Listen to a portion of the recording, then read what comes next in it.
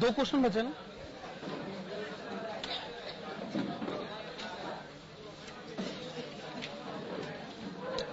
Five and 7, ठीक।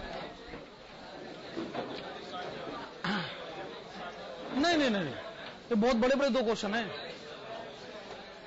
अगला chapter अगली क्लास में।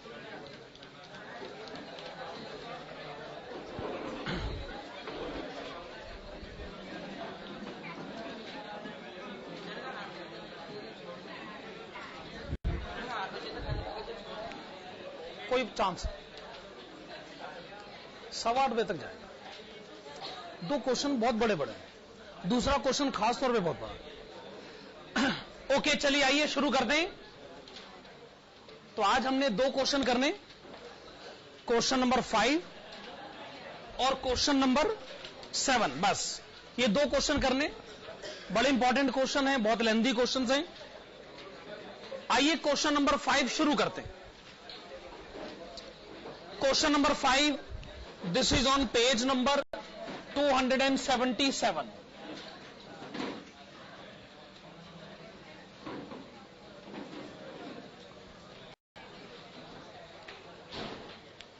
Question number 5, page number 277। From the following summarized balance sheet as on 31st March 31st March, you are required to prepare funds flow statement. आप देखिएगा, पहले आपको 2010 फिर 2011 की बैलेंस शीट गिवन है, पहले ओपनिंग फिर क्लोजिंग। चलिए काम करते हैं। यस प्लीज, करंट लायबिलिटीज को टिक करिए। करंट लायबिलिटीज हैं bank overdraft and trade creditors. Bank overdraft and trade creditors. Current assets को टिक करिएगा। बैंक, अच्छा बैंक के नीचे लिखा है इन्वेस्टमेंट। क्या ये ट्रेड इन्वेस्टमेंट है? क्या ये शॉर्ट टर्म इन्वेस्टमेंट है? अगर आपका जवाब है हां तो ये करंट एसेट है, टिक कर दीजिए। और अगर आपका जवाब है नहीं तो ये करंट एसेट नहीं है, टिक मत करिए। स्टॉक और डेटर्स तो पक्का ही करंट एसेट है।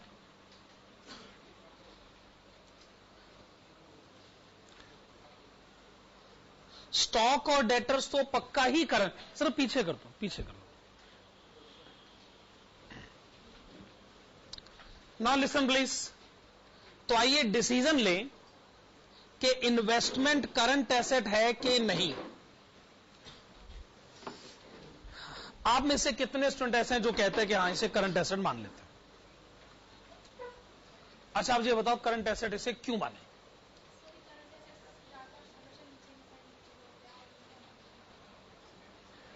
अच्छा,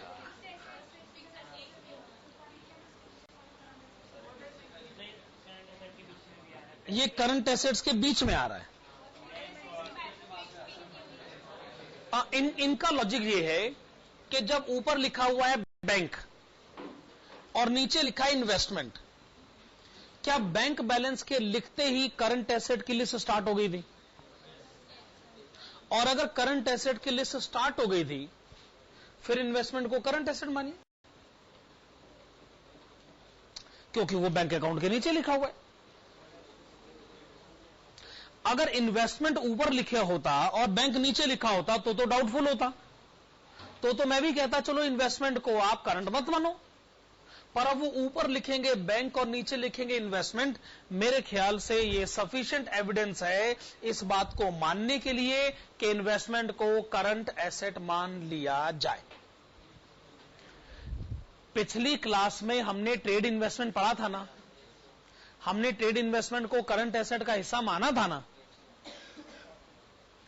करंट एसेट मानकर हम आपके लिए अच्छा ही करेंगे, क्योंकि करंट एसेट मानने का मतलब है इसका कुछ नहीं करना है ना। लेकिन फिर भी लॉजिकल ट्रीटमेंट तो होना चाहिए। भाई हम करंट एसेट मानने के लिए भी तैयार बैठे हैं, और अगर करंट एसेट नहीं माननी हम उसके लिए भी तैयार बैठे।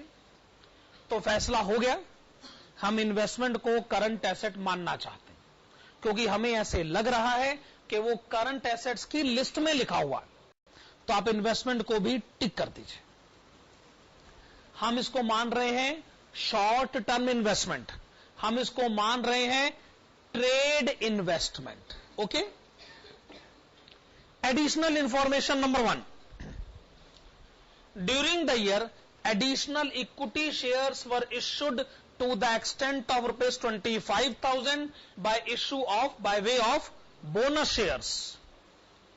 Number 2, interim dividend of 4,000 paid.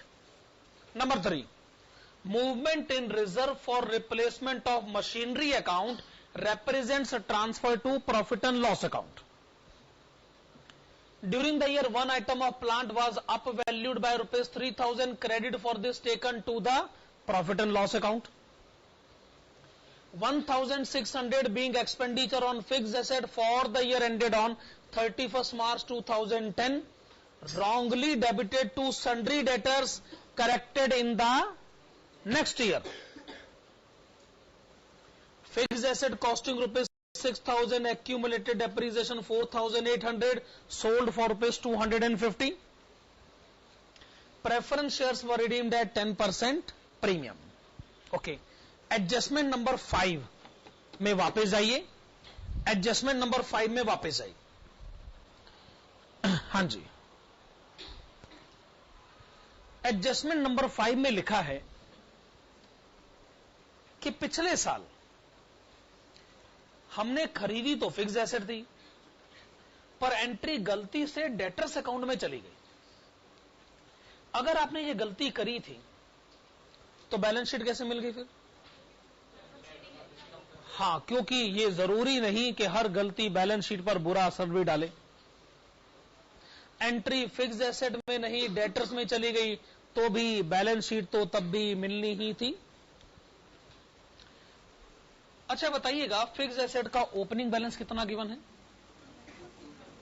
2,40,000। अच्छा, डेटर्स का ओपनिंग बैलेंस कितना गिवन है? 88,000। और ये दोनों बैलेंसेस गलत है ना, क्योंकि जो एंट्री जानी चाहिए थी फिक्स एसेट अकाउंट में वो गलती से चली गई डेटर्स अकाउंट में, और ये दोनों एंट्रीज गलत हैं। अब आपको लग सकता है, ये गलती से आपको लगेगा कि शायद मैं प्रिंटिंग एरर ठीक करवा रहा हूं, पर ये कोई प्रिंटिंग एरर को ठीक करने का तरीका नहीं है, ये आंसर देने का तरीका।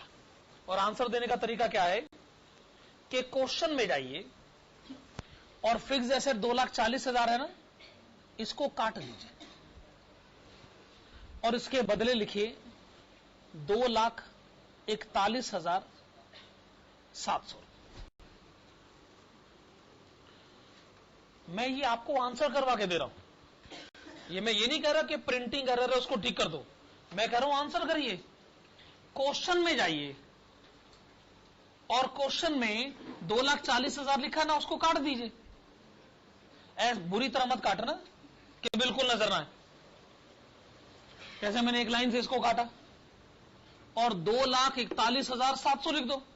सिमिलरली इसे भी काट दो और इसके बदले लिख दो 86,300। अब ये बताइए, अगर पिछले साल गलती नहीं हुई होती तो क्या फिक्स एसेट का बैलेंस इतना होना चाहिए था? डेटर्स का बैलेंस इतना होना चाहिए था? तो मैंने पिछले साल की गलती को सुधार दिया। मैंने फिक्स एसेट का ओपनिंग बैलेंस 1,700 बढ़ा दिया, डेटर्स का ओपनिंग बैलेंस 1,700 कम कर दिया। मैंने ओपनिंग बैलेंस शीट को सुधार दिया, सुधर गई ओपनिंग बैलेंस शीट। अब आप एडजस्टमेंट नंबर 5 को भूल जाइए, समझिए वो एडजस्टमेंट है ही नहीं। एडजस्टमेंट नंबर 5 है ही नहीं। मैंने असल में करा क्या है कि जो ओपनिंग बैलेंस शीट गलत बनी हुई थी, मैंने ओपनिंग बैलेंस शीट को ठीक कर दिया और मैंने कहा जी अब एडजस्टमेंट नंबर 5 को भूल जाइए। मैं फिर आपको बता रहा हूं, ये मैं प्रिंटिंग एरर ठीक नहीं करवा रहा हूं, ऐसे आंसर दिया जाता है। आंसर देने की पहली शर्त यह है कि अगर ओपनिंग बैलेंस शीट गलत बन गई थी तो पहले उसे ठीक करिए, उसके बाद आंसर आगे शुरू होगा। कोई सवाल है इसके ऊपर?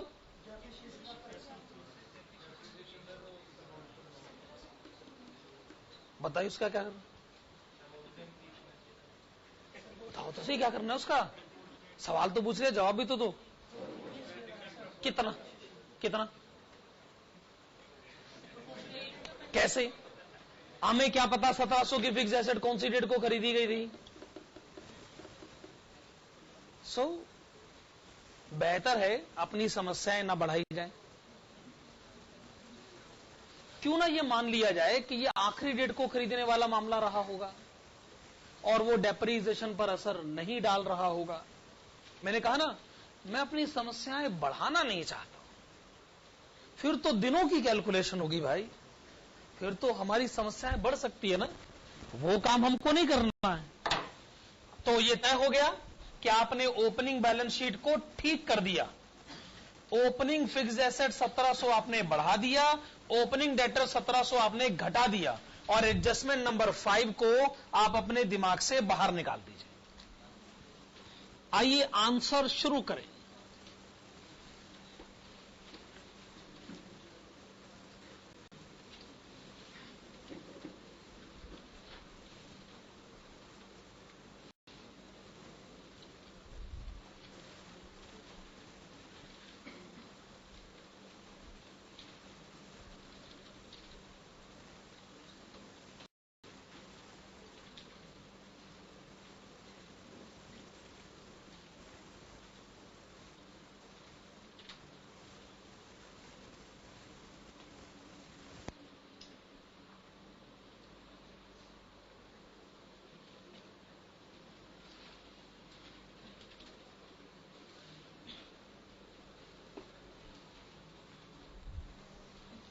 हाँ जी, फंड्स फ्लो स्टेटमेंट का परफॉर्मा बना लीजिए, सोर्सेस एंड एप्लीकेशंस, और साथ में क्या काम करें, adjusted profit and loss account.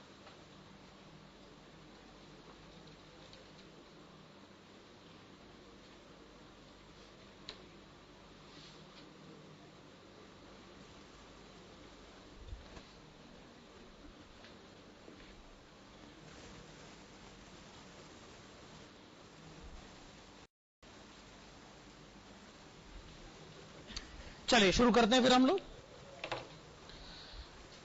Liability side पर जाइएगा, प्रॉफिट एंड लॉस अकाउंट का ओपनिंग बैलेंस बताइएगा। प्रॉफिट एंड लॉस अकाउंट का ओपनिंग बैलेंस बताइएगा 100350।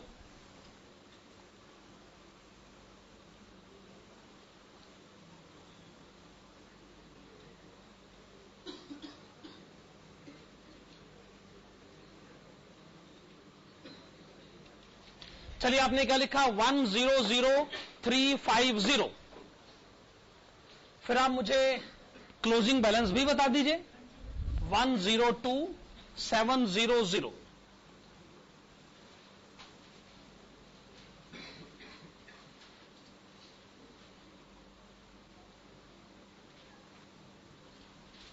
वन 102700। लायबिलिटी साइड से स्टार्ट करें कि एसेट साइड से? चलो ठीक है, लायबिलिटी साइड से स्टार्ट कर लेते हैं। ठीक, equity share capital, opening balance 75,000, closing balance 1,20,000। Question में कुछ एडजस्टमेंट्स भी गिवन होंगी। अकाउंट बनाइएगा, equity capital account.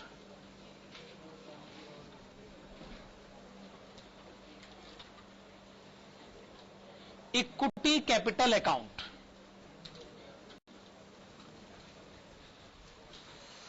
Equity capital का ओपनिंग बैलेंस लिखिए ₹75,000।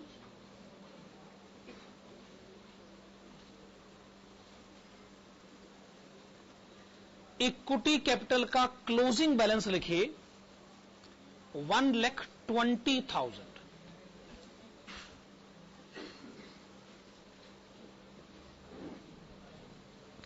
चलिए, आपने ओपनिंग बैलेंस लिखा, आपने क्लोजिंग बैलेंस लिखा, बताइए इक्विटी कैपिटल कितना इंक्रीज हो गया है?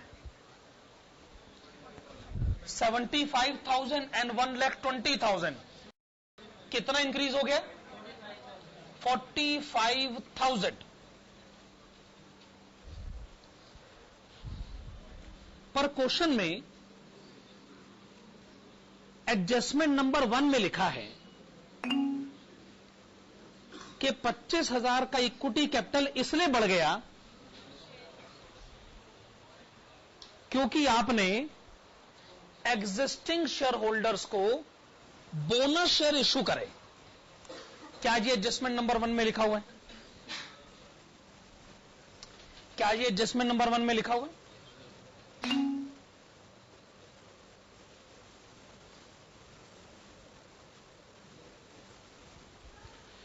$25,000 का हिसाब किताब तो समझ में आ रहा है, लेकिन 25,000 से बात पूरी बन नहीं रही है।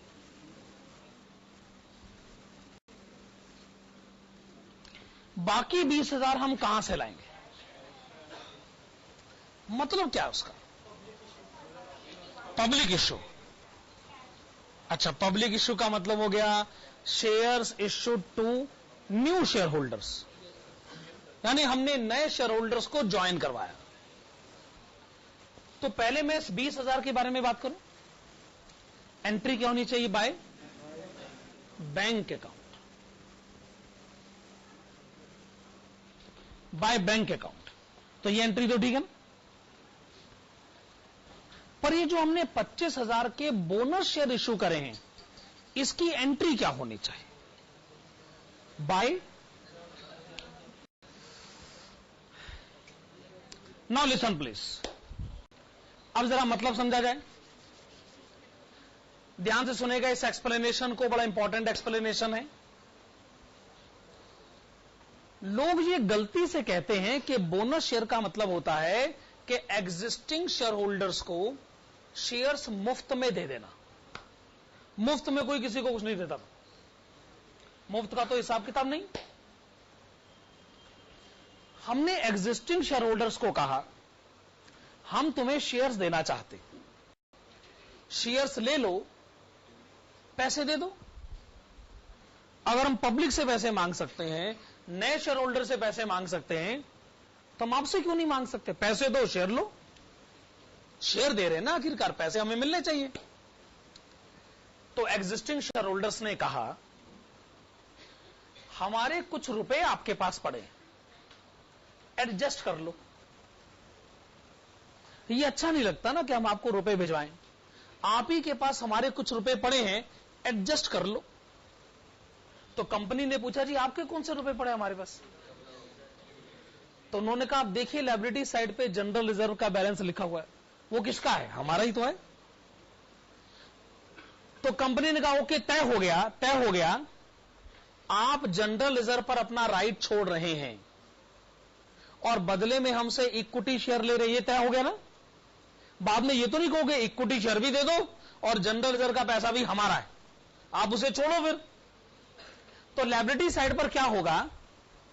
जनरल रिजर्व कम हो जाएगा, इक्विटी कैपिटल बढ़ जाएगा। यह होता है एग्जिस्टिंग इक्विटी शेयर होल्डर को बोनस शेयर देने का तरीका। नए शेयर होल्डर को कहो कि पैसा दो और एग्जिस्टिंग शेयर होल्डर को कहो आप ही के पैसे पड़े हैं, एडजस्ट कर लेते हैं, आप जनरल रिजर्व पर अपना राइट छोड़ दीजिए, हम बदले में आपको नए शेयर दे देते हैं। तो मुझे क्या लिखना चाहिए? Bye general reserve account. ऐसे ही करना चाहिए ना मेरे को, लिखा नहीं है मैंने अभी, पर मुझे ऐसे ही करना चाहिए। एंट्री क्या होगी? General reserve account debit, general reserve का बैलेंस तो क्रेडिट होता है, अगर आप उसे डेबिट करोगे तो आप कह रहे हो जनरल रिजर्व खत्म कर दो, बदले में शेयर्स इश्यू कर दो, है कि नहीं? पर इस क्वेश्चन में जनरल रिजर्व है ही नहीं, लायबिलिटी साइड पर हमने देखा जनरल रिजर्व कहीं लिखा है ही नहीं। क्या करें? By profit and loss account, और by profit and loss account लिखकर ब्रैकेट्स में लिखेगा बोनस शेयर्स, बोनस शेयर्स,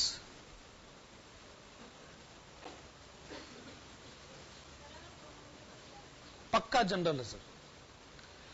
अच्छा, प्रॉफिट एंड लॉस अकाउंट, जब आपने कहा by profit and loss account तो जरूर ये entry profit and loss account की डेबिट साइड पर है।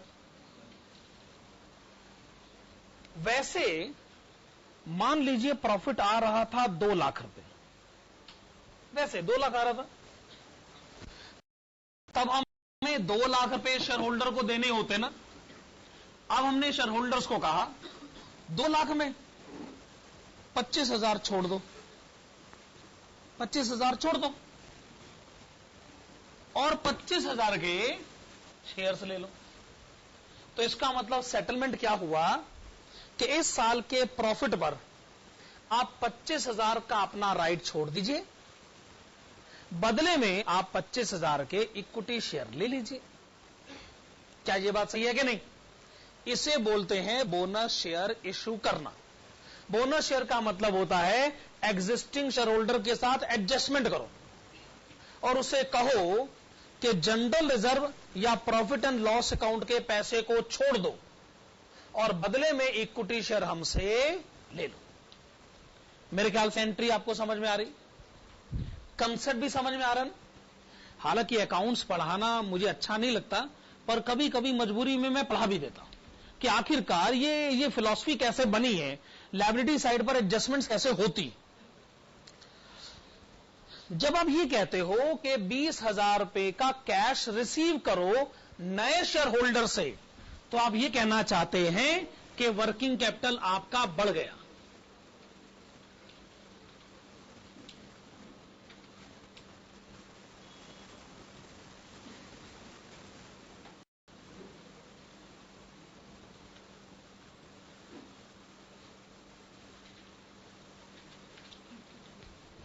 Issue of equity shares for cash, the amount is rupees 20,000। ठीक है ना, वर्किंग कैपिटल बढ़ गया। दूसरी बात, जब इस साल का प्रॉफिट एंड लॉस अकाउंट बन रहा था तो क्या आपने ऐसा एक्सपेंडिचर वहां लिखा था? क्या ऐसे एक्सपेंडिचर को बिजनेस एक्सपेंडिचर कहा जा सकता है?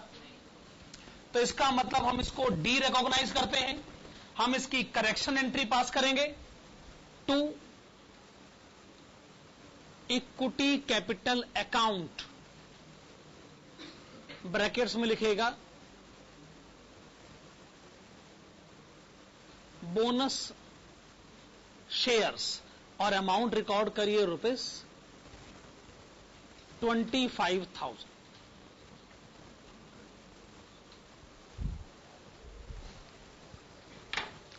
अगर इक्विटी कैपिटल का कंसेप्ट पूरी तरह समझ में आ गया है तो हम आगे बढ़ेंगे, क्योंकि इन 2 क्वेश्चन में ये डिस्कशन का जो लेवल है ये काफी हाई लेवल तक जाएगा। मैं इस तरीके की डिस्कशन को इंटेलेक्चुअल लेवल डिस्कशन कहता हूं कि जी आखिरकार शेयर कैसे इशू करे जाते हैं, नए शेयर होल्डर को कैसे पकड़ा जाता है और पुराने शेयर होल्डर के साथ एडजस्टमेंट कैसे करी जाती है। ओके, बात खत्म हो गई। अब मामले को आगे बढ़ाया जाए। लायबिलिटी साइड पर अगला मैटर कौन सा है? इक्विटी शेयर कैपिटल, हां जी, सॉरी, प्रेफरेंस शेयर कैपिटल। अगला मैटर कौन सा है? Preference share capital. Opening balance कितना है? 1 लाख रुपए। क्लोजिंग बैलेंस कितना है? 80,000 रुपए। इसका मतलब आपने रिडीम करा है। एडजस्टमेंट नंबर 7 पढ़िए कि प्रेफरेंस शेयर को 10% प्रीमियम पे रिडीम किया गया। क्या आप चाहेंगे कि मैं प्रेफरेंस कैपिटल अकाउंट बनाऊं, प्रेफरेंस शेयर होल्डर्स अकाउंट बनाऊं? जरूरत नहीं उसकी। कितनी बार मैंने समझाया है कि कुछ स्टूडेंट्स को साथ में नहीं बैठना, ये बार बार क्लास में प्रॉब्लम क्रिएट करते हैं।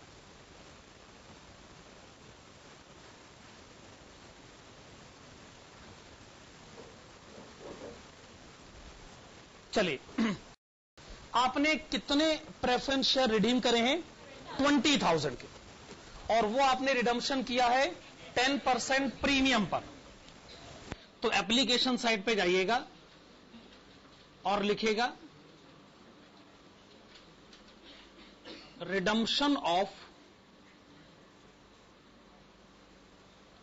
Preference shares at premium.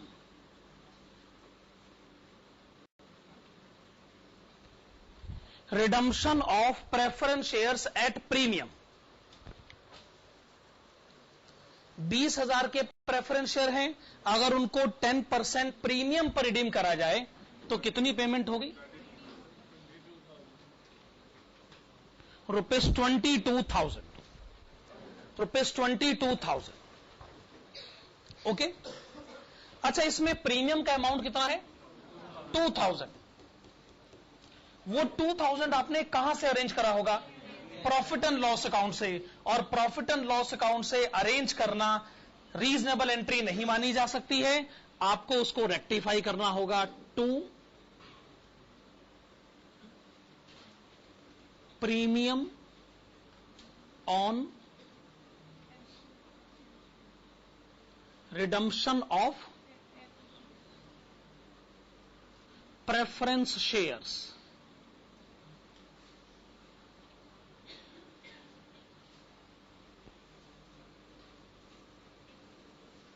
₹2,000। चलिए, इसी बहाने हमने अपने कुछ अकाउंट बचा लिए, वरना हमें प्रेफरेंस शेयर कैपिटल अकाउंट भी बनाना पड़ता और प्रेफरेंस शेयर होल्डर्स अकाउंट भी बनाना पड़ता। लेकिन मेरे ख्याल से अब हम लोग इस बात को समझ रहे हैं कि कितनी पेमेंट करी है, कितना premium profit and loss account से चार्ज किया गया होगा। अब आगे बढ़िएगा। नेक्स्ट है reserve for replacement of machinery account. Opening balance कितना है? 15,000।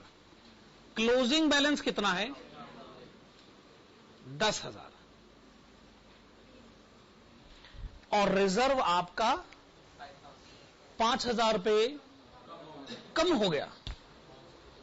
रिजर्व को बढ़ते हुए तो हमने कई बार देखा है, रिजर्व को कम होते भी देख लीजिए।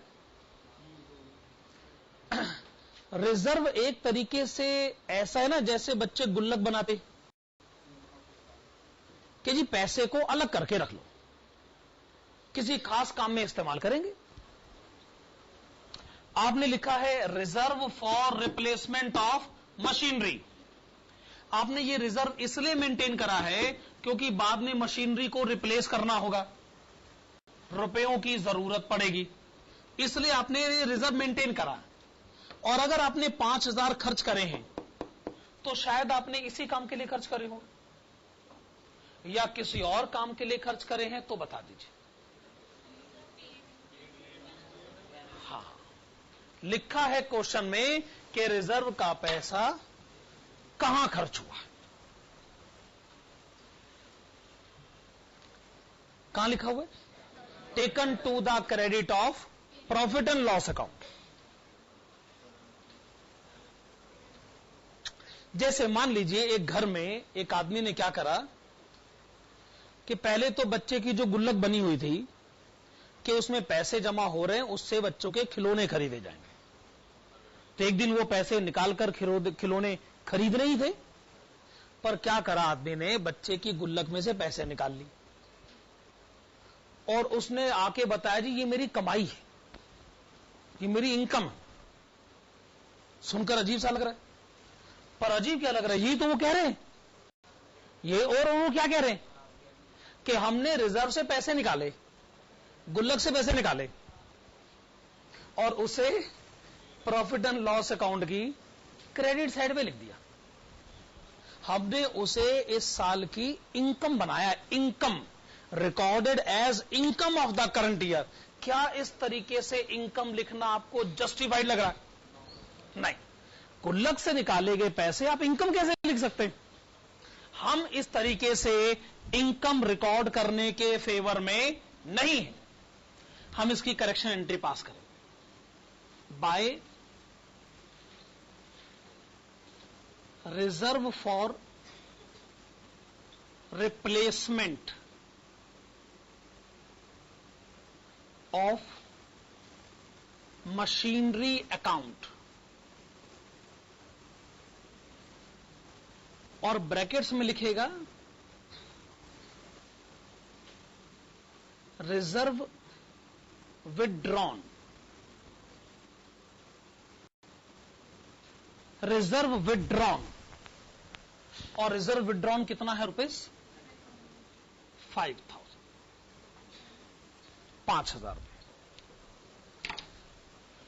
रिजर्व का पैसा निकाला गया और उसे प्रॉफिट एंड लॉस अकाउंट की क्रेडिट साइड पे लिखा गया। अपनी इनकम को जबरदस्ती बढ़ाया गया। हम इस तरीके से इनकम बढ़ाने के फेवर में नहीं है और हम कहते हैं कि इसको करेक्ट करिए। Point valid. आगे बढ़े, आगे। Long term loan, opening balance 0, closing balance 40,000। क्या लिखा जाए? Raising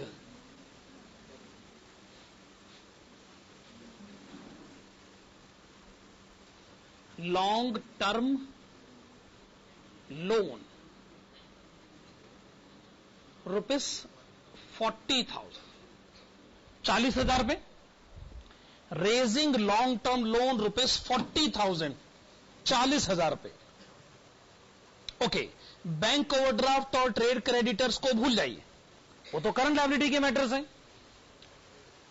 propose dividend, opening balance 12,000, closing balance 24,000। पूरे एडजस्टमेंट में कुछ भी नहीं लिखा। तो आइए पिछले साल का प्रोपोज डिविडेंड इस साल पे करा जाए।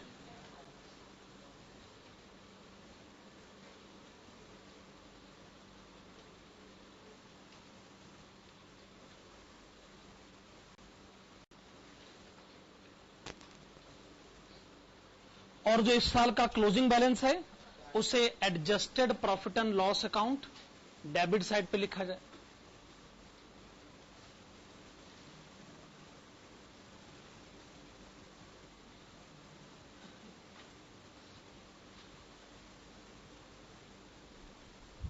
ओके, अब इंटरिम डिविडेंड भी पढ़ लें, वो सबसे आसान होता है। इंटरिम डिविडेंड कितना है?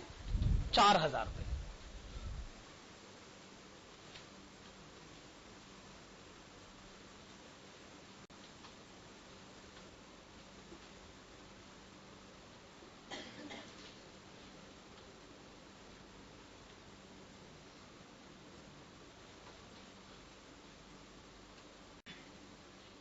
चलिए, अब हमें ऐसा लगता है कि हमने लायबिलिटी साइड को पूरी तरह डील कर लिया। चलिए, लायबिलिटी साइड डील हो गई ना। अब रह गया सिर्फ एसेट, और एसेट में भी रह गया सिर्फ फिक्स्ड एसेट, क्योंकि बाकी सब तो करंट एसेट है। अच्छा, कौन कौन सी एडजस्टमेंट डील करनी है? 4 एंड 6। एडजस्टमेंट नंबर 5 तो अब रही नहीं, सिर्फ एडजस्टमेंट नंबर 4 है, एडजस्टमेंट नंबर 6 है, और फिक्स्ड एसेट है। तो आइए फिक्स्ड एसेट अकाउंट बनाना शुरू कर दें। फिक्स्ड एसेट्स अकाउंट,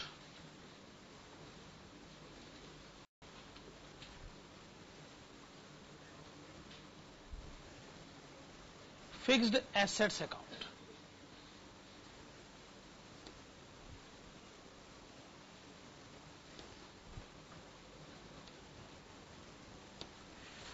आप मुझे फिक्स एसेट्स का ओपनिंग बैलेंस बताएंगे कितना? 241700।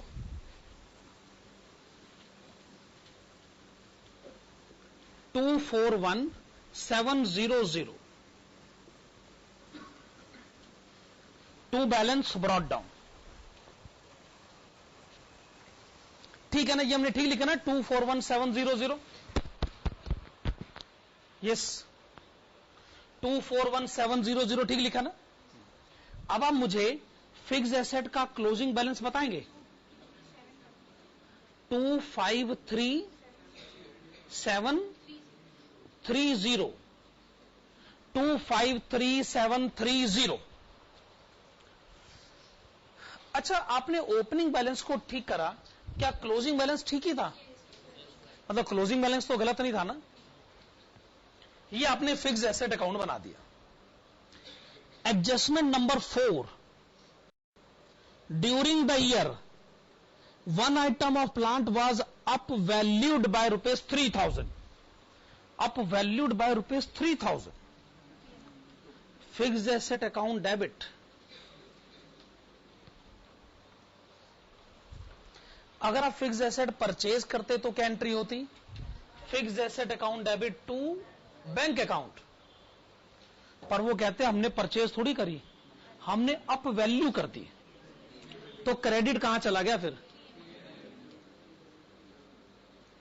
To profit and loss account, और ब्रैकेट में लिखेगा अप वैल्यूड। Up valued.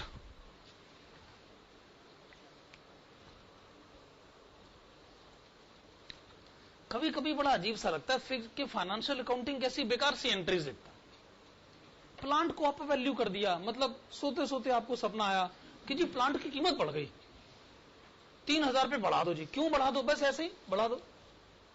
अब क्रेडिट भेजोगे कहां पर फिर उसको? To profit and loss account. Very unreasonable. पता नहीं इस एंट्री को हम लोग बर्दाश्त भी कैसे कर सकते हैं, कैसे लिख सकते हैं, कैसे हम समझ सकते हैं इन एंट्रीज को। जबरदस्ती की एंट्री है। इसलिए फाइनेंशियल अकाउंटिंग पर विश्वास नहीं होता कि वैसे बेकार सी एंट्रीज बढ़ाते हैं। असल fix asset account debit to profit and loss account. आगे बढ़े। अब वो कहते हैं एडजस्टमेंट नंबर 6 में कि एक पुरानी फिक्स एसेट जो कभी 6000 की खरीदी गई थी, आज हमने उसे बेच दिया। बेच दिया तो बाहर निकाल दें फिर, bye fixed assets disposal account.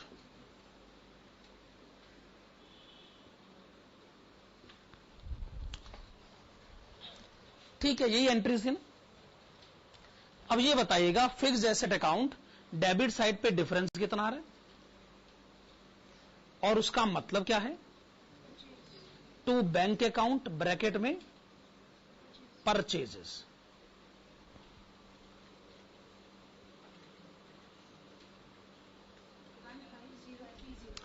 $15030। आपने लिखा 15030।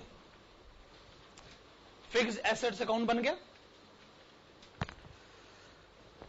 वर्किंग कैपिटल पर कोई असर पड़ रहा है तो बता दो। परचेज की वजह से।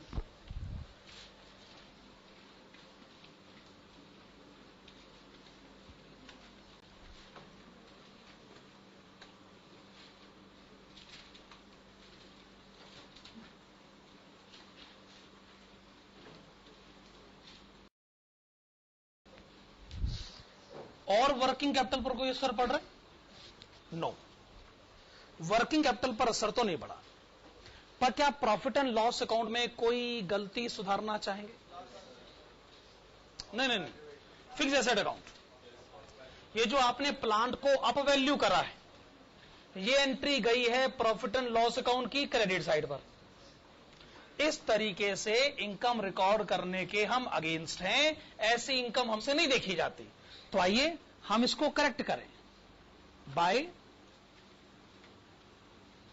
Up valuation of plant ₹3000। 3000। Okay, matter discuss हो गया। जो वर्किंग कैपिटल पर असर पड़ रहा था वो फंड्स फ्लो स्टेटमेंट में लिखा, और जो प्रॉफिट एंड लॉस अकाउंट में गलत एंट्री चली गई थी उसको हमने रेक्टिफाई भी कर दिया है। अब कौन सा अकाउंट बनाए? Accumulated depreciation account.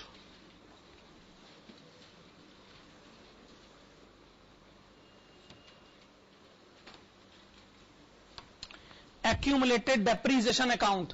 आप मुझे इसका ओपनिंग बैलेंस बताएंगे? 90,000 by balance brought down 90,000। Closing balance बताइएगा। 98,480। 98,480।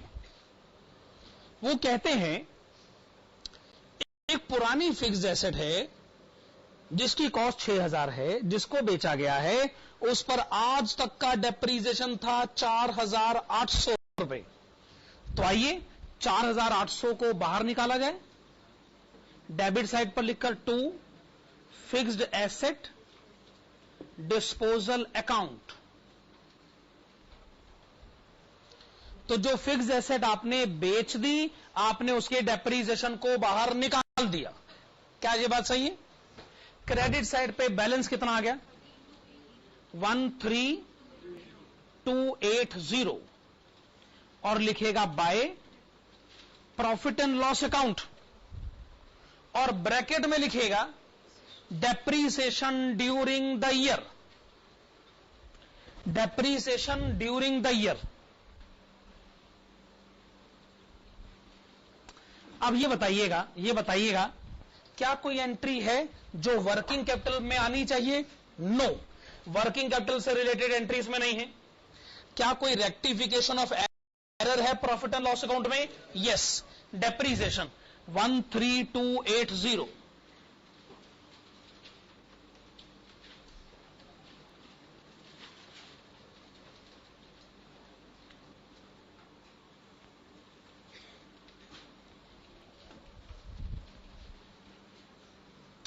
बनाएंगे fixed assets disposal account.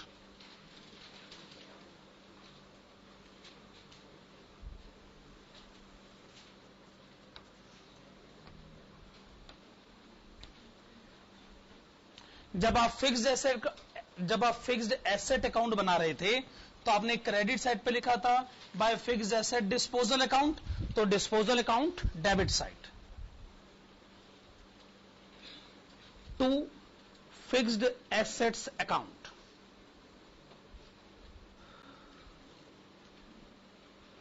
Similarly credit side आएगा बाय एक्यूमुलेटेड डेप्रीसिएशन अकाउंट।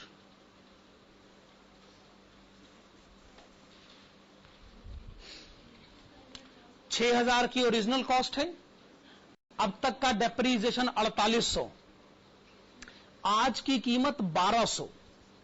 हमने इसको बेचा कितने में है? 250 रुपए में। बाय बैंक अकाउंट ब्रैकेट में सेल, और बेचकर हमें लॉस कितना हुआ है? 950 bye profit and loss account loss on cell. Loss on cell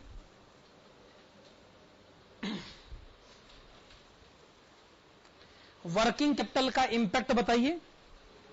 आपने फिक्स्ड एसेट को बेचा है, वर्किंग कैपिटल आपका बढ़ जाना चाहिए।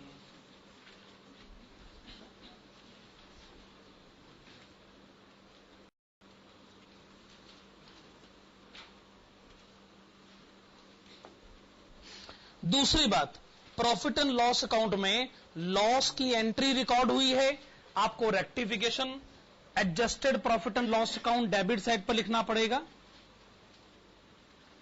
To loss on sale of fixed assets ₹950, 950 रुपए।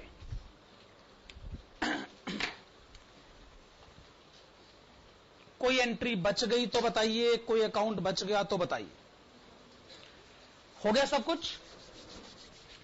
Adjusted profit and loss account, balancing figure, credit side.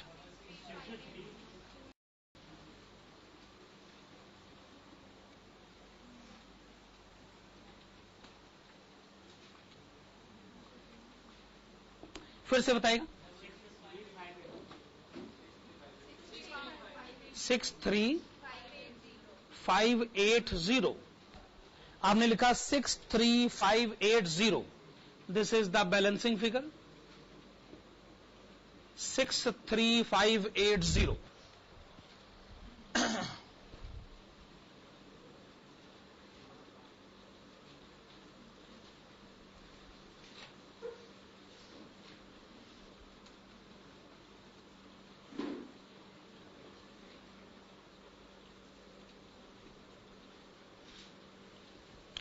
तो वर्किंग कैपिटल के इंक्रीज के ट्रांजैक्शंस इधर लिखे हैं, डिक्रीज के ट्रांजैक्शंस इधर लिखे हैं।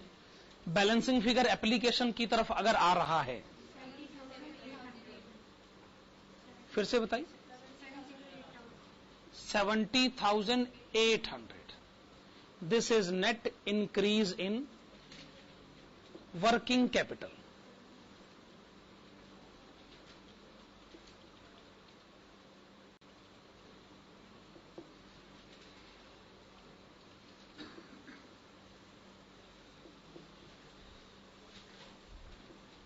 Okay, this is net increase in working capital balancing figure.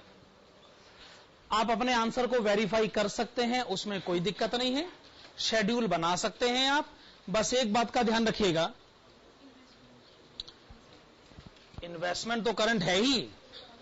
Debtors का ओपनिंग बैलेंस कितना है? 86,300। ओके, इस बात का ध्यान रखिएगा। और इन्वेस्टमेंट करंट एसेट है, ये बात हम मान चुके हैं और इसके लिए हम सफिशिएंट एक्सप्लेनेशन भी दे चुके हैं। अब हम फंड्स फ्लो स्टेटमेंट के आखिरी क्वेश्चन की तरफ आएंगे, वो है क्वेश्चन नंबर 7। लेकिन मेरा ऐसा अंदाजा है इस क्वेश्चन का आंसर देने में हमें पूरे 1 घंटे का टाइम लग सकता है। ये लास्ट के लिए क्वेश्चन हमने छुपा के रखा हुआ है, आखिरी में इसको करेंगे। फंड्स फ्लो स्टेटमेंट का इससे ज्यादा कॉम्प्रिहेंसिव क्वेश्चन नहीं हो सकता, ये इतना बढ़िया क्वेश्चन है। क्वेश्चन नंबर 7 कर लिया, यानी फंड्स फ्लो स्टेटमेंट अब इसके सामने कुछ भी नहीं। तो शुरू किया जाए फिर। आप देखिएगा, ओपनिंग और क्लोजिंग बैलेंस शीट गिवन है। आइए पढ़ते जाते हैं। करंट लायबिलिटीज, करंट एसेट्स को टिक लगा लीजिए। पहले current liabilities, creditors, bills payable, बस क्रेडिटर्स एंड बिल्स पेएबल को आपने टिक लगा लिया। Current asset, stock, debtors, cash and bank, prepaid expenses, बस यही है करंट एसेट्स और करंट लायबिलिटीज। टैक्स जो है कभी भी करंट एसेट करंट लायबिलिटी नहीं मानना चाहिए। हां, एक क्वेश्चन में हमने माना था, पर वो क्वेश्चन ने हमारे साथ जबरदस्ती करी थी, है ना, तभी हमको मानना पड़ गया था, वरना हम तो मानने के फेवर में नहीं थे। Additional information number 1, depreciation charge on building and plant and machinery during the year 2008-9, 50,000, 1,20,000 respectively. During the year, old machine costing rupees 1,50,000 sold for rupees 32,000. Its written down value 40,000 on the date of sale. Then, during the year, income tax for 2007-8 was assessed at rupees 76,000. A check of rupees 4,000 was received along with assessment order for assessment year towards refund of income tax paid in excess by way of advance tax in earlier year. Okay, share premium account is used for premium to be paid on redemption of preference share and debentures. Okay, preference shares of rupees 3 lakh which were due for redemption were redeemed during the year at premium of 5% out of proceeds of fresh issue of preference shares. Bonus shares were issued to existing equity shareholders at the rate of 1 share for every 5 share held on 31st March 2008 out of general reserve. Specifically वो बता रहे. Debentures were redeemed at the beginning of the year at premium of 3%. Interim dividend paid during the year rupees 50,000 and we are required to prepare funds flow statement. ठीक है, बनाइएगा funds flow statement और साथ साथ बनाइएगा adjusted profit and loss account.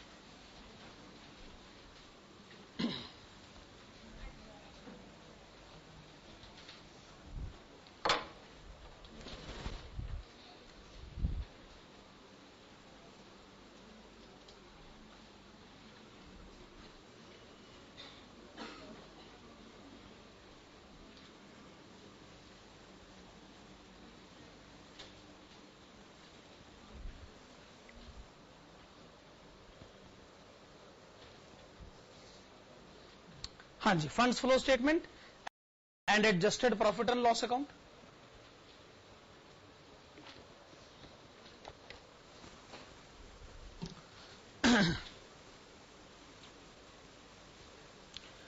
Okay, profit and loss account opening balance rupees 2 lakh.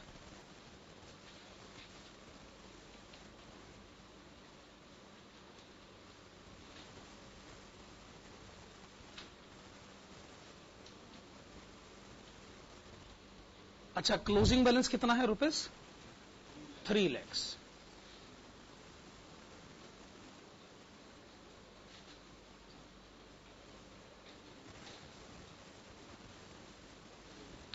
चलिए, ये आपने पहला काम किया, आपने ओपनिंग और क्लोजिंग बैलेंसेस को रिकॉर्ड किया.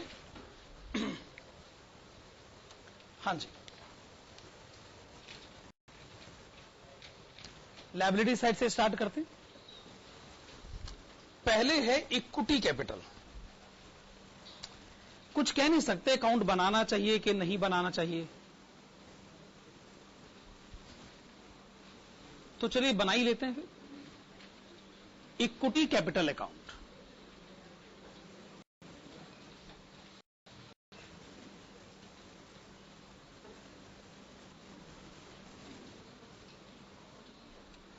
पहले लिखेगा by balance brought down. Equity capital opening balance 10 lakhs. Closing balance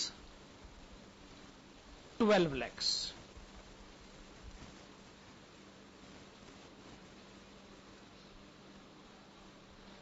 तो ये तो तय है कि आपका इक्विटी कैपिटल इंक्रीज हो गया है 2 lakhs. हाँ जी, आपका इक्विटी कैपिटल कितना इंक्रीज हो गया है 2 lakhs.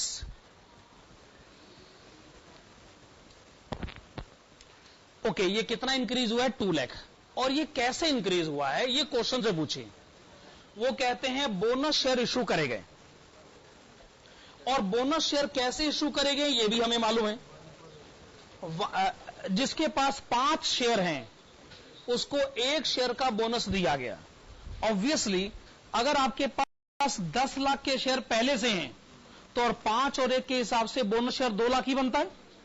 2 लाख ही बनना चाहिए ना. अब सवाल यह है कि ये पैसे कहां से उठाए गए. Bye general reserve. तो आप लिखेगा बाय जनरल रिजर्व अकाउंट.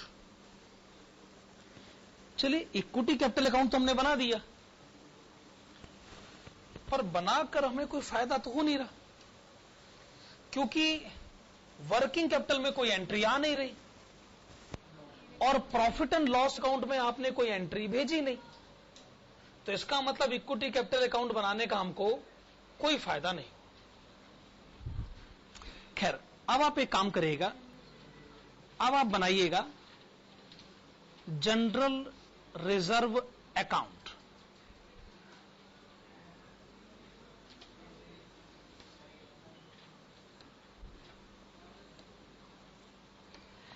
अच्छा, जनरल रिजर्व का ओपनिंग बैलेंस आपको कितना गिवन है, फिर से बताइए। 3,50,000। जनरल रिजर्व का क्लोजिंग बैलेंस कितना गिवन है, ₹2 लाख।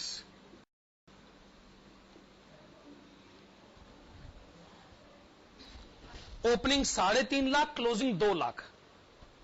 जब आपने इक्विटी कैपिटल की क्रेडिट साइड पर लिखा है बाय जनरल रिजर्व, तो जनरल रिजर्व की डेबिट साइड पर आना चाहिए 2 इक्विटी कैपिटल। कितना अमाउंट है, 2 लाख।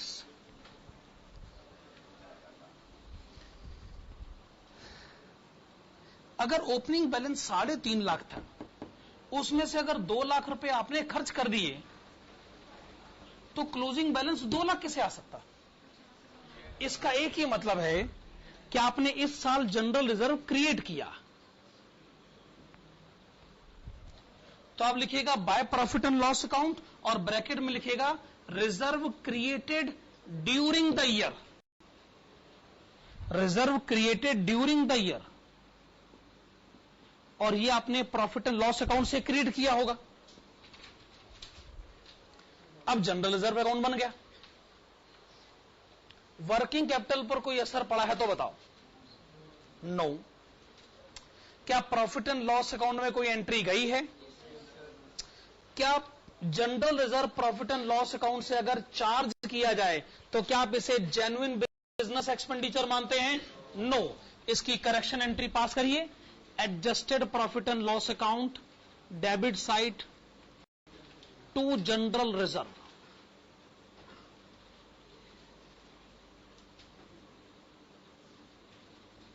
₹50,000, 50,000।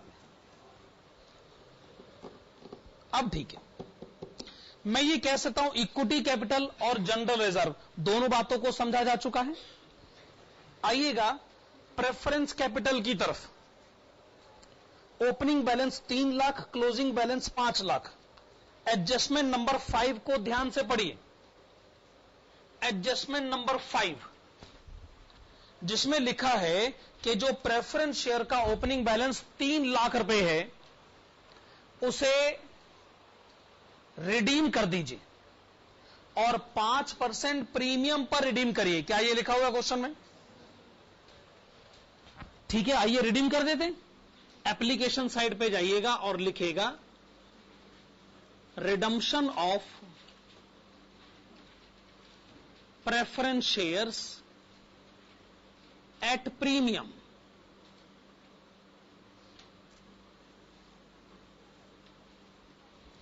आपने क्या लिखा? Redemption of preference shares at premium. 3 lakh के प्रेफरेंस शेयर, 5% प्रीमियम।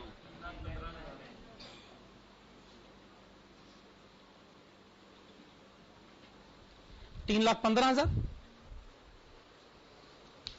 इसमें 15,000 क्या है? प्रीमियम का पैसा आपने कहां से उठाया होगा? मेरे सवाल का जवाब दीजिए। क्या प्रीमियम का पैसा प्रॉफिट एंड लॉस अकाउंट से उठाया गया था? तो जब आपसे गलती हुई नहीं, तो गलती को सुधार करने का सवाल ही पैदा नहीं होता। क्वेश्चन कहता है हम मानते हैं कि हमने प्रीमियम के 15,000 रुपए दिए हैं, लेकिन ये 15,000 प्रॉफिट एंड लॉस अकाउंट से चार्ज नहीं करे गए। कहां से चार्ज करे गए?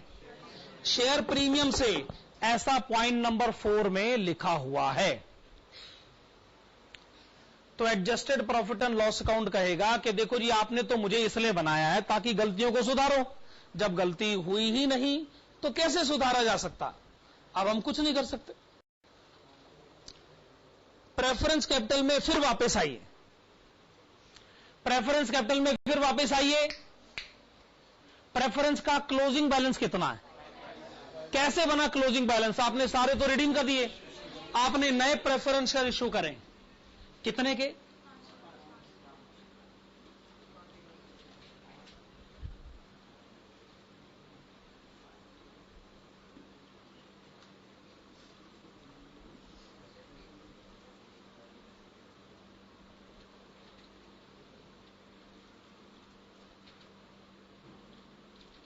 Issue of new preference shares ₹5 lakh, इससे आपका वर्किंग कैपिटल जरूर बढ़ गया होगा। लायबिलिटी साइड पर आप देखते हैं, अगली एंट्री है डिवेंचर्स। डिवेंचर्स का ओपनिंग बैलेंस बताइए 3 लाख रुपए, क्लोजिंग बैलेंस बताइए 1 लाख रुपए। आपने 2 लाख के डिवेंचर रिडीम करे हैं। एडजस्टमेंट नंबर 7 में लिखा है कि 3% प्रीमियम पर रिडीम हुए हैं।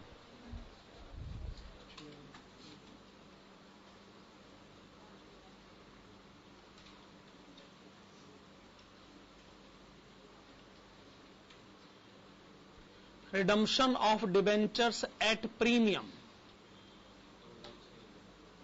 2 लाख के डिवेंचर अगर 3% प्रीमियम पर रिडीम करे जाएं तो पेमेंट कितनी हो गई? 2,06,000। 6,000 क्या है? प्रीमियम। कहां से उठाया गया? यानी adjusted profit and loss account में नहीं आएगा।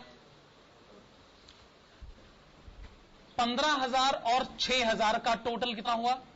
21,000। क्या टोटल हुआ? 21,000। और ये कहां से उठाया गया? शेयर प्रीमियम से। शेयर प्रीमियम अकाउंट में जाइए, लायबिलिटी साइड पे लिखा है ओपनिंग बैलेंस 25,000, क्लोजिंग बैलेंस 4,000। आपने शेयर प्रीमियम के पैसे को 21,000 इस्तेमाल करा है, उसकी डिटेल साफ नजर आ रही है। 15,000 यहां और 6,000 यहां। ओके, बात समझ में आ गई ना? आगे बढ़े। क्या डिवेंचर्स के मैटर को आपने डील कर लिया? नहीं, पूरी तरह डील नहीं करा है। एक अकाउंट आपको बनाना पड़ेगा, डिवेंचर इंटरेस्ट अकाउंट।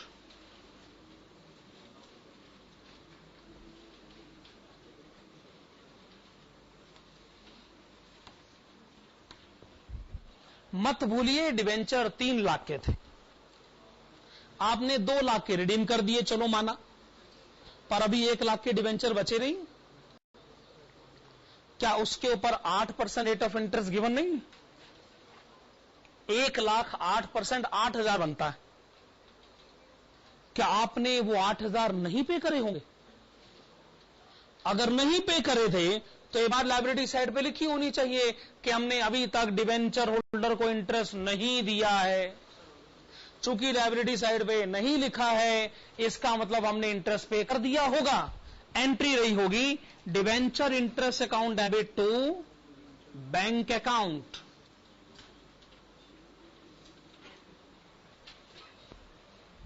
मैं फिर से बता रहा हूं, डिवेंचर 3 लाख के थे, उसमें से 2 लाख के रिडीम हो गए हैं, पहले दिन रिडीम हुए हैं, पर 1 लाख के डिवेंचर पूरे साल हैं आपके पास, उसका 8%,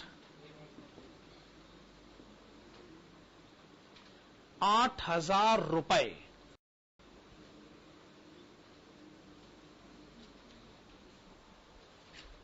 डिवेंचर इंटरेस्ट की एंट्री ऐसी ही होती है ना, debenture interest account debit to bank account, और दूसरी transfer entry by profit and loss account.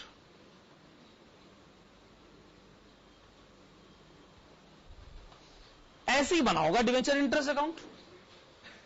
और जब आप कहते हैं कि आपने डिवेंचर इंटरेस्ट की पेमेंट करी है, तो इससे वर्किंग कैपिटल कम हो जाना चाहिए।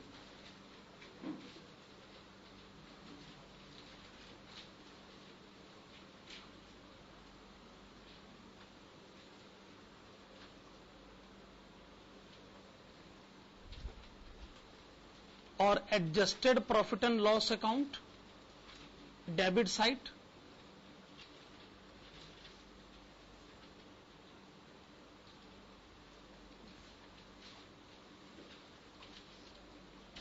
₹8,000। ओके, अब मैं ये कह सकता हूं डिबेंचर्स के मामले को पूरी तरह डील किया जा चुका है। जो रिडीम हुए उनके बारे में भी बात हुई, जो रिडीम नहीं हुए उनके बारे में भी बात हो गई। अब बताएंगे अगली एंट्री कौन सी? टैक्स और डिविडेंड ना, टैक्स और डिविडेंड। डिविडेंड के बारे में क्वेश्चन क्या कहता है? मेरा मतलब है क्या नीचे कोई एडजस्टमेंट है प्रोपोज डिविडेंड के कंटेक्स्ट में? अगर नहीं है तो पिछले साल वाला जो डिविडेंड है उससे आप इस साल पे करिए 1,50,000 पे।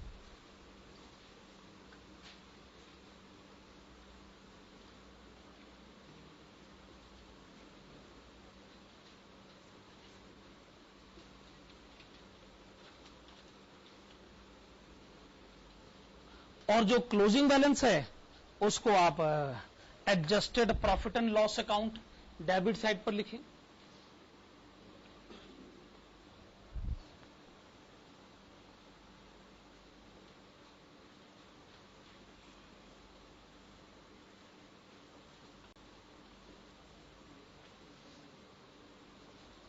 अच्छा, इंटरिम डिविडेंड कितना लास्ट में है? 50,000।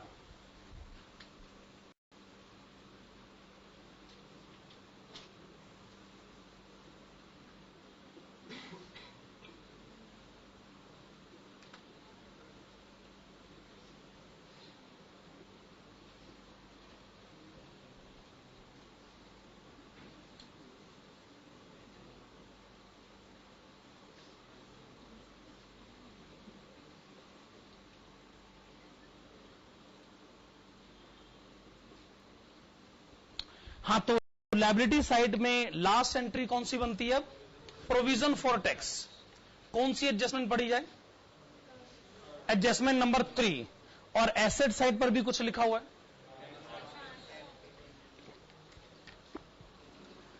तो आइए टैक्स के ऊपर डिस्कशन शुरू करें, और यह डिस्कशन काफी देर तक जा सकता है। और हम एक अकाउंट बना रहे हैं, अकाउंट का नाम है इनकम टैक्स अकाउंट।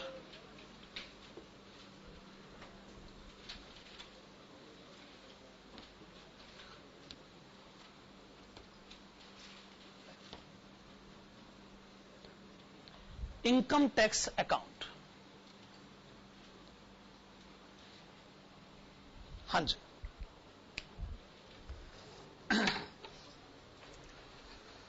मैंने आपको कहा है डिस्कशन थोड़ी देर तक जा सकता ना।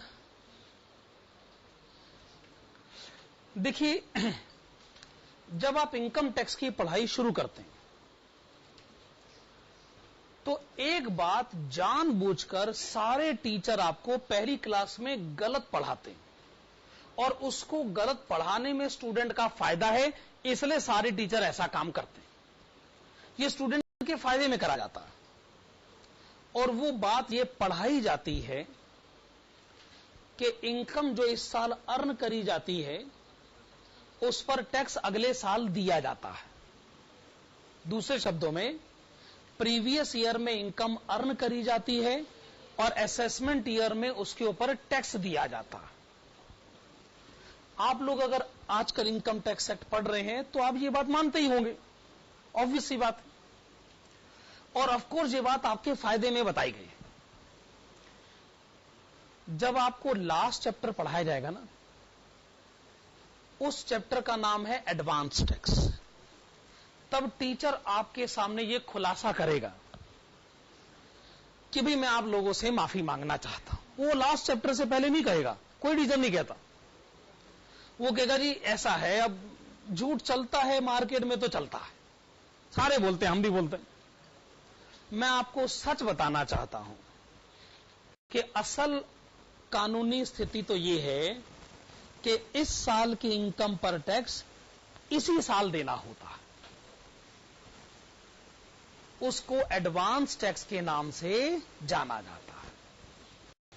अच्छा, ऐसा शुरू में ये बातें बताने से ना स्टूडेंट के फायदे में नहीं आती बात, फिर कंसेप्ट उसका कमजोर हो सकता है, इसलिए जानबूझ के झूठ बताओ उसको। बाद में स्थिति स्पष्ट कर देंगे, वो बात का मामला है ना।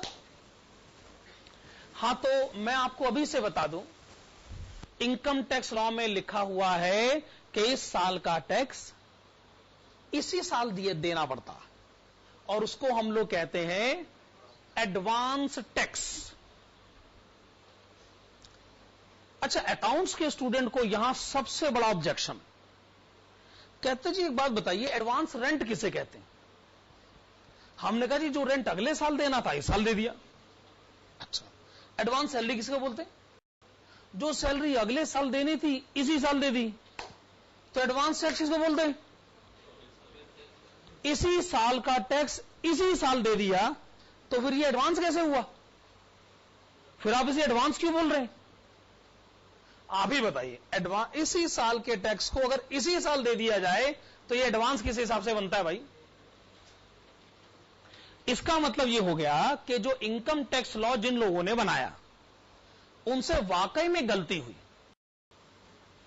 उनको एडवांस शब्द इस्तेमाल नहीं करना चाहिए था, क्योंकि अकाउंट्स का स्टूडेंट एडवांस टैक्स का गलत मतलब निकालता है। वो एडवांस टैक्स को एडवांस रेंट, एडवांस सैलरी से कंपेयर कर रहा है, और वो कहता है जी जो मतलब एडवांस रेंट का है वो मतलब एडवांस टैक्स का नहीं बनता है। ठीक है, मैं खुद मानता हूं कि इनकम टैक्स लॉ में एडवांस शब्द गलत इस्तेमाल हुआ। मैं आपको यह जानकारी दे दूं कि जो नया डायरेक्ट टैक्स कोड बन रहा है, दूसरे शब्दों में जो नया इनकम टैक्स लॉ बन रहा है, उसमें एडवांस टैक्स में से एडवांस शब्द को हटाया जा रहा है और एडवांस टैक्स के बदले टर्म यूज किया जाएगा करंट टैक्स। आगे से कोई एडवांस टैक्स नहीं बोलेगा, लेकिन वो तब होगा जब नया इनकम टैक्स लॉ बनकर आएगा, तब लोग बोला करेंगे आइए करंट टैक्स पे करें, तब शायद किसी को कंफ्यूजन नहीं होगा। करंट टैक्स बोलोगे तो कोई कंफ्यूजन थोड़ी, पर बेहतर होगा हम इस मुद्दे को यहां छोड़ें, हमें और भी बड़ी सारी बातें डिस्कस करनी है। तो अब हम एडवांस टैक्स में एडवांस शब्द को लेकर ज्यादा नुक्ताचीनी नहीं करेंगे, बात को खत्म करें। जो हुआ है, जो गलती पुरानी चली आ रही है अब वो चली आ रही है, आप और मैं उसे एक दिन में तो बदल नहीं सकते। हम अपने मैटर पर आए। लायबिलिटी साइड कहती है कि आपने गवर्नमेंट को टैक्स देना है 70,000, क्या ये लिखा हुआ है? एसेट साइड कहती है आप दे भी चुके 80,000। अगर मैंने किसी को 70,000 देने थे और मैं 10,000 दे चुका हूं, सॉरी 80,000 दे चुका हूं, क्या इसका मतलब है कि मैंने 10,000 फालतू दे दिए हैं? क्या इसका मतलब है मैंने 10,000 फालतू दे दिए हैं? फालतू दे देना क्या ये एसेट है कि लायबिलिटी है? एसेट का ओपनिंग बैलेंस डेबिट साइड पर आना चाहिए। तो आइए लिखें to balance brought down, bracket में लिखें 80,000 माइनस 70,000 रुपीस 10,000। ठीक है, कोई गलत बात तो नहीं। मैंने 10,000 फालतू दे रखे हैं जी, ये मेरी एसेट है। क्यों दिए फालतू? क्यों दिए फालतू? अच्छा, advance tax actually estimation basis पर होता है और एस्टिमेशन गलत हो सकता है, ऑब्वियसली गलत होता ही होगा। एक बार फिर से, आपने इनकम टैक्स डिपार्टमेंट को कहा मैंने 70,000 देने हैं, लेकिन मैंने जानबूझ के 10,000 फालतू दिए, जानबूझ के। क्यों फालतू दिए? देखो इनकम टैक्स लॉ समझो, इस साल रिटर्न भरी जाएगी, उसके बाद क्या होता है कि असेसिंग ऑफिसर असेसमेंट करने में टाइम लेता।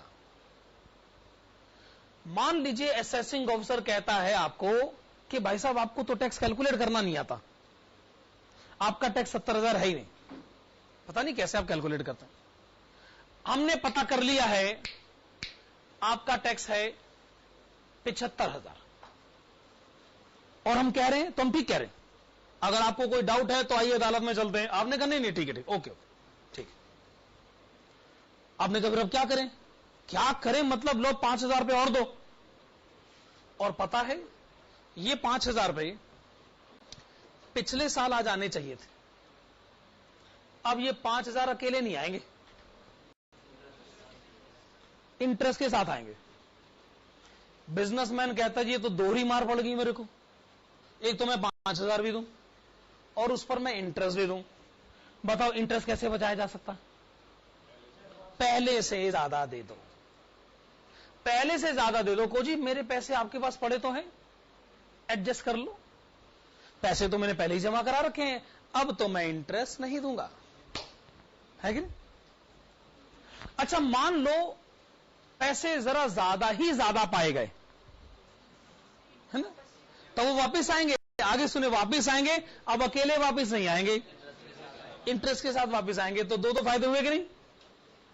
मैं खुद इंटरेस्ट की पेमेंट बचाना चाहता हूं और मैं खुद इंटरेस्ट कमाना भी चाहता हूं, ऐसा हो गया ना।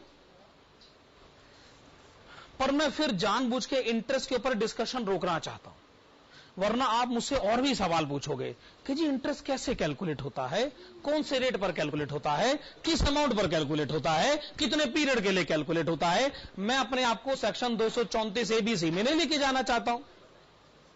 हमारे को इससे क्या लेना देना? हम अपने विषय से भटकना नहीं चाहते, है कि नहीं? अभी और भी इसके ऊपर काफी लंबा चौड़ा डिस्कशन होना है। अपने मुद्दे की बात हम कर नहीं रहे और इधर उधर की बेकार की बातें करे जा रहे। हां, सुनिए, पॉइंट नंबर 4 में, पॉइंट नंबर 3 में लिखा है कि इनकम टैक्स डिपार्टमेंट की तरफ से एक लेटर आया जिसमें लिखा है आपका इनकम टैक्स 70,000 नहीं है, 76,000 है। आप गलत सोचते हैं कि आपका टैक्स 70,000 है। हमने पता कर लिया है कि आपका टैक्स 76,000 है। 6,000 पे और दीजिए। आपने कहा मैं 6,000 दूं? क्या कह रहे हो भाई साहब? आप मेरे 4,000 लौटाओ। मैंने ऑलरेडी 10,000 फालतू दे रखे, एडजस्ट कर लो, 4,000 वापस करो। असेसिंग ऑफिसर ने कहा हाँ सॉरी मैं तो भूल ही गया था, मैंने एडजस्ट कर भी लिए और मैं आपको बाकी के 4,000 रुपए लौटा रहा हूं। पॉइंट नंबर 3 में स्पष्ट शब्दों में यह बात कही गई है ना, यही कहा गया ना। आइए, income tax account credit side पे लिखेगा बाय बैंक अकाउंट रिफंड, कितना पैसा वापस आ रहा है? 4,000 रुपए। 4,000 रुपए वापस आ गए ना। रह गया सवाल बाकी 6,000 का।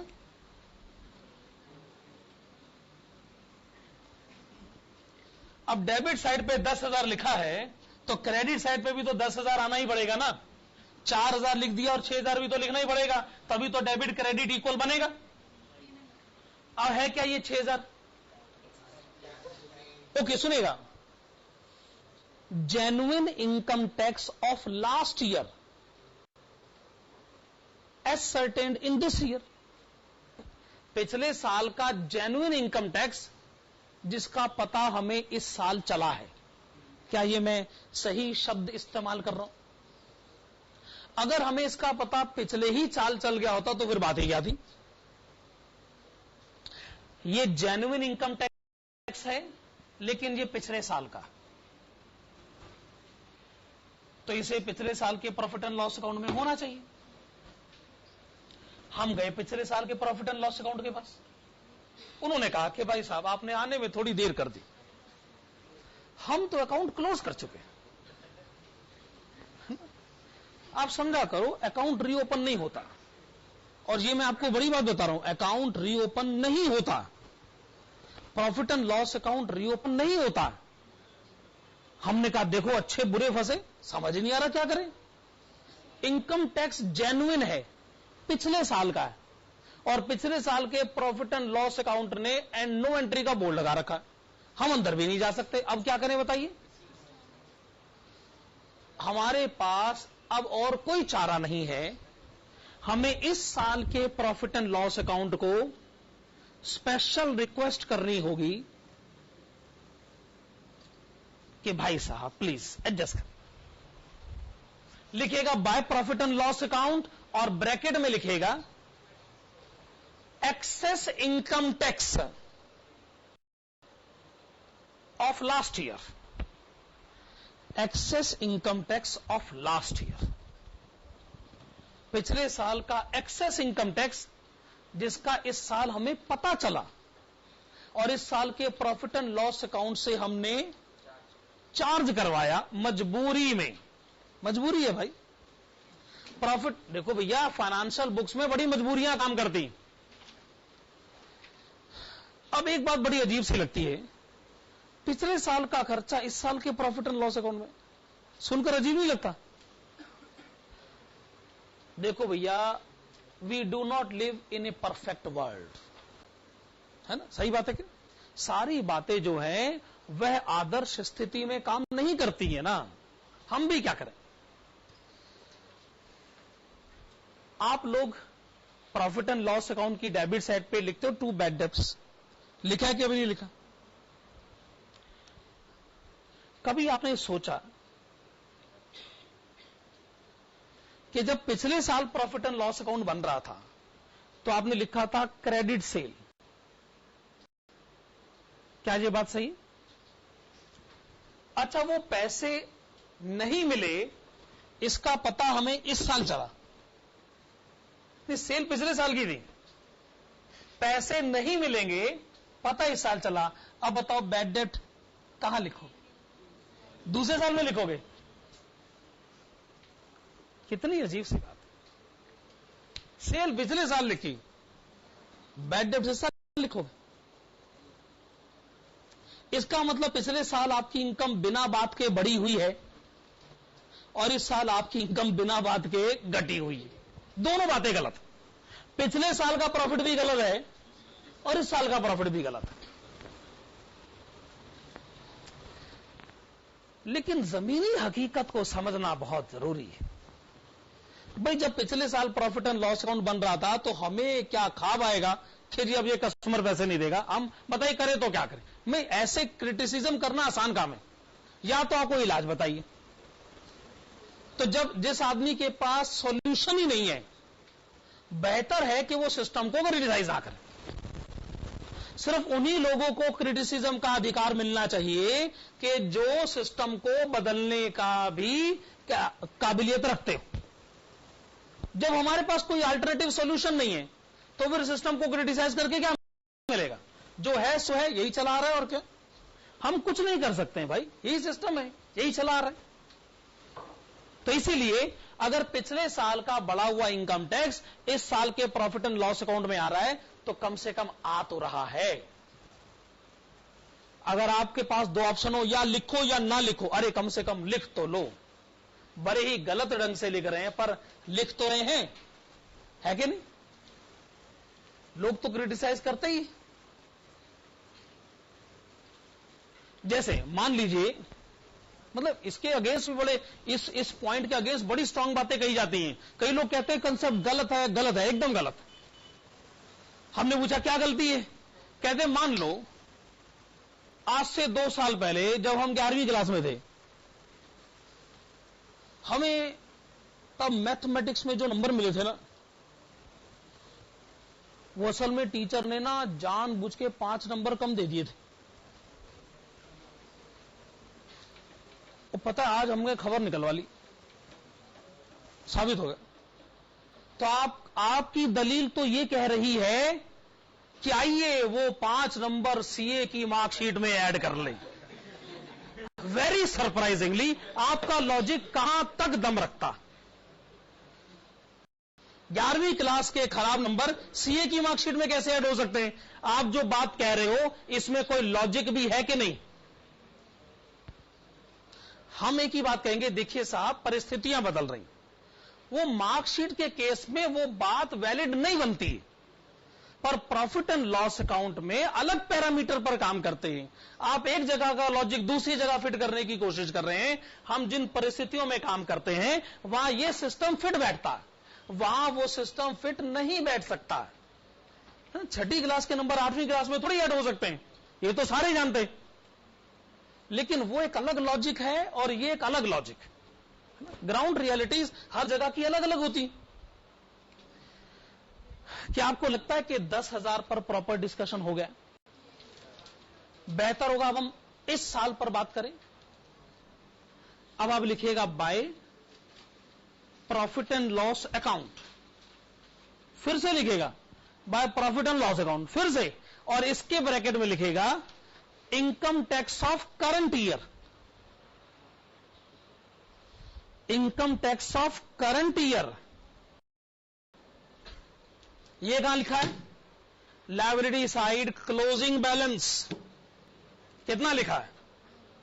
1 लाख रुपए। 1 लाख रुपए।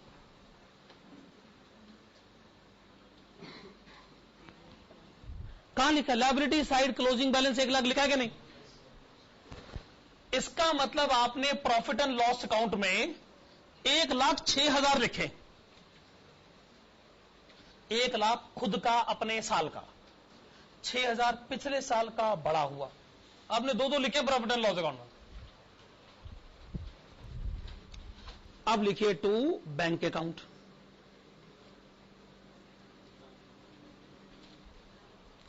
जब आपका प्रॉफिट एंड लॉस अकाउंट यह कहता है कि आपने गवर्नमेंट के लाख रुपए देने हैं, तो जरा एसेट साइड देखकर बताएगा कि दिए कितने हैं?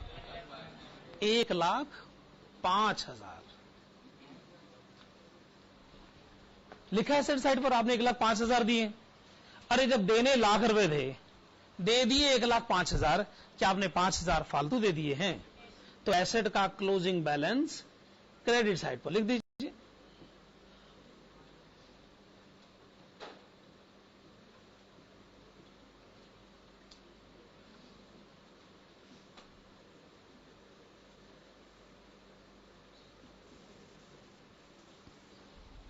देखिए अकाउंट मिल गया।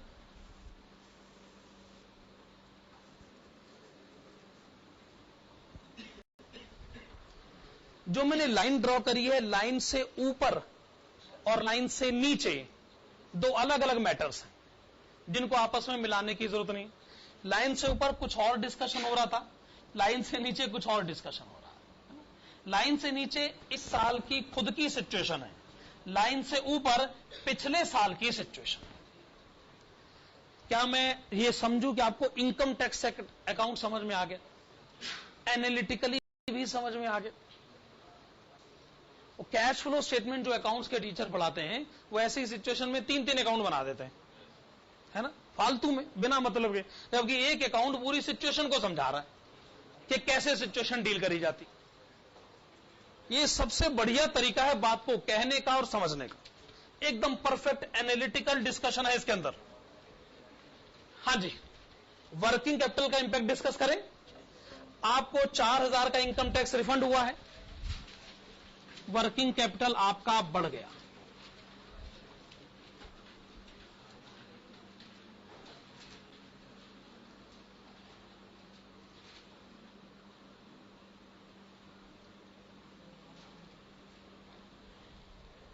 और आपने जो पेमेंट करी है 1,05,000, आपका वर्किंग कैपिटल कम हो गया।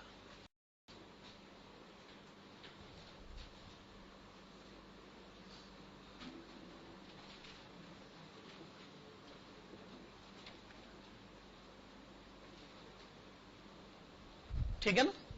वर्किंग कैपिटल का मैटर डिस्कस हो गया। प्रॉफिट एंड लॉस अकाउंट की गलतियों को सुधारें। ये दो entry profit and loss account में आइए। टू प्रोविजन फॉर टैक्स,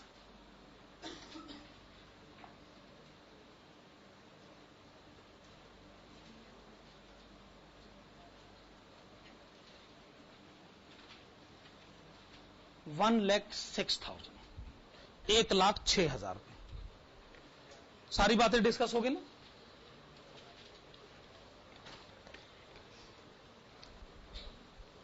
चलिए अब आगे बढ़ें। एसेट साइड पर आइएगा। सबसे नीचे लिखा है प्रिलिमिनरी एक्सपेंसेस। 40,000 का 35,000 हो गया। आपने 5,000 इसको राइट ऑफ किया है।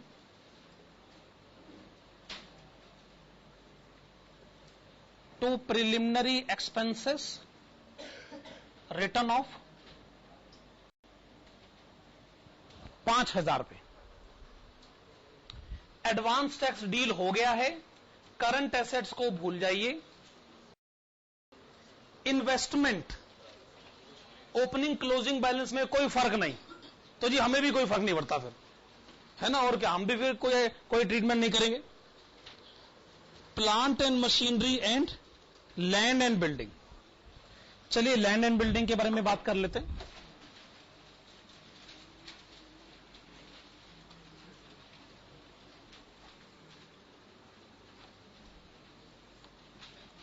लैंड एंड बिल्डिंग का ओपनिंग बैलेंस कितना है? 6 लाख।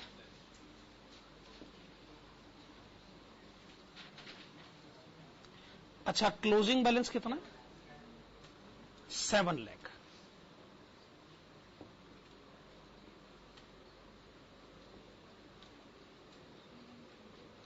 डेप्रीसिएशन कितना है? पॉइंट नंबर 1 में लिखा है 50,000 रुपए। 50,000 है ना? Bye profit and loss account depreciation.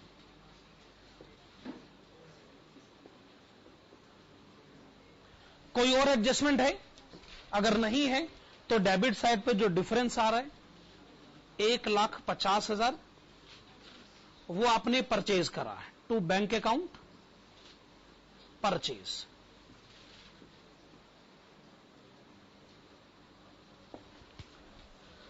हां जी, ओके। वर्किंग कैपिटल का असर 1,50,000 से पेमेंट करी है तो वर्किंग कैपिटल कम हो जाना चाहिए।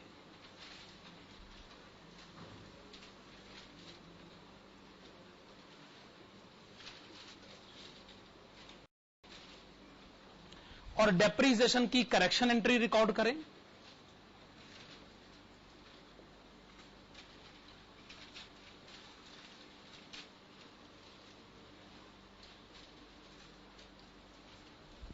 लैंड एंड बिल्डिंग को डील करने के बाद है plant and machinery.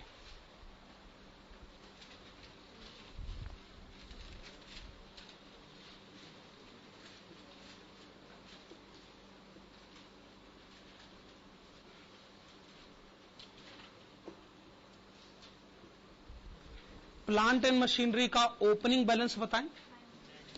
9 lakh.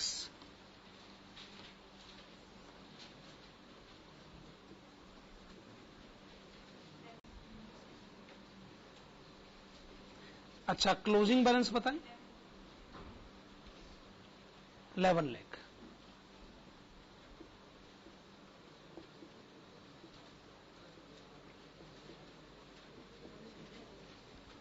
Opening closing balance हो गया।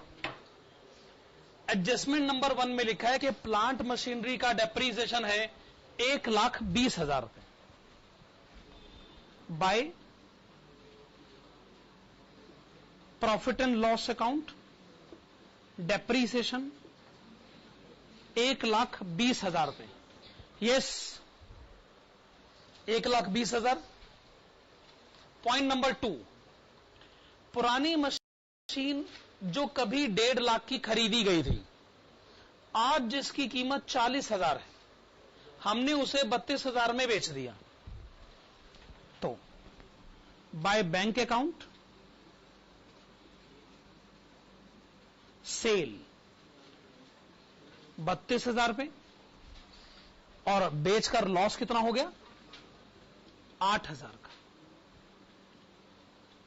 Bye profit and loss account loss on cell, बेकार की इंफॉर्मेशन क्या गिवन है?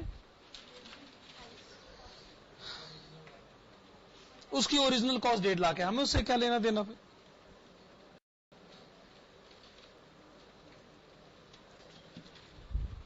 डेबिट साइड पे डिफरेंस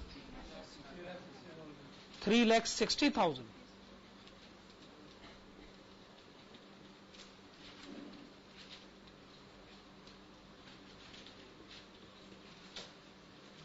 $3,60,000। वर्किंग कैपिटल का असर डिस्कस कर लेते हैं।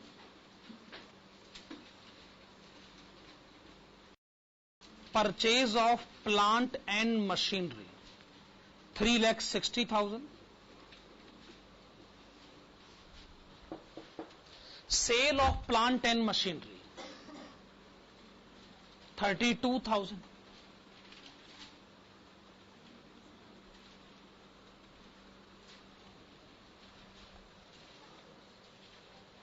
और प्रॉफिट एंड लॉस अकाउंट में 2 करेक्शंस हैं। एक है to depreciation on plant and machinery 1,20,000। 2 loss on sale of plant and machinery 8000। ठीक है ना? कुछ बचा है क्या?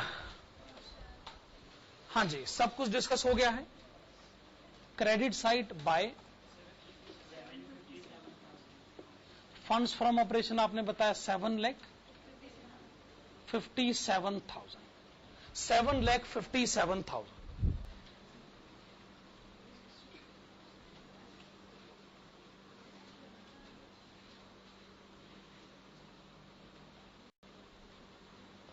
$7,57,000।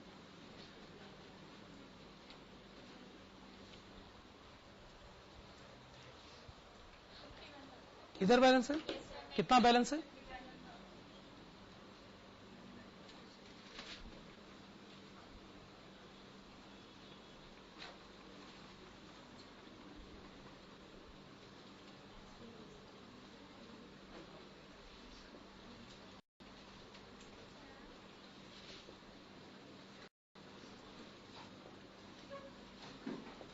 आप अपने इस आंसर को कंफर्म कर सकते हैं, वेरीफाई कर सकते हैं शेड्यूल बना के।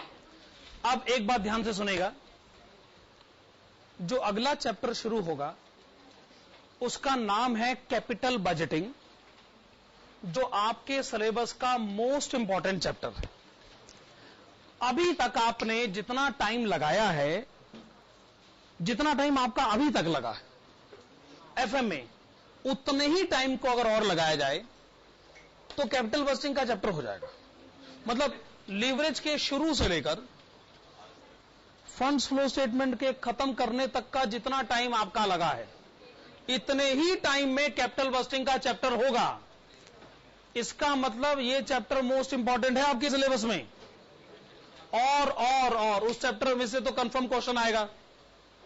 और जो स्टूडेंट्स इस समय सैटेलाइट सेंटर पर सुन रहे हैं, मैं उनको बता दूं कि आपको एक अलग से असाइनमेंट मिलेगा, वो आप अपने लोकल सेंटर से जरूर अगली क्लास में ले लीजिएगा।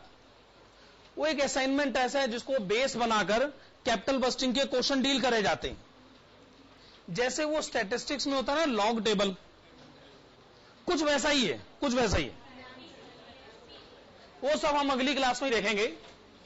मेरी तरफ से आज ये चैप्टर कंप्लीट होता है और हम अगली क्लास में कैपिटल बस्टिंग का चैप्टर शुरू करेंगे। धन्यवाद, शुक्रिया।